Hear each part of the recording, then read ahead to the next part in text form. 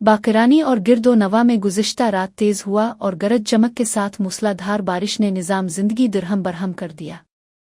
इलाके का मवासलाती निज़ाम मुकम्मल तौर पर मफलूज हो गया, जबकि 24 घंटों से बिजली की फराहमी मुअत्तल है, जिसके बाइस कारोबारी सरगर्मियां शदीद मुतासिर और शहरी सख्त परेशानी में मुब्तला है।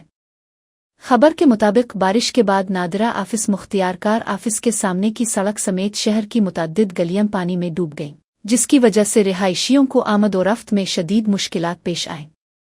बरसात के बाद से बिजली की बंदिश ने सूरत-ए-हाल मज़ीद गंभीर बना दी है। घरों में अंधेरा छा गया है, जबकि कारोबार भी मुकम्मल तौर पर मुअत्तल है। मकामी दुकानदारों और ताजिरों का कहना है कि बिजली न होने से मार्केटें सुनसान हो गई है। होटलों और दुकानों में मामूल का कारोबार बुरी तरह मुतासिर हुआ है। नाला निकासी का निज़ाम भी मुकम्मल तौर पर नाकाम हो चुका है और नादरा सेंटर रोड समेत अहम शाहराहों पर घुटनों तक पानी जमा है।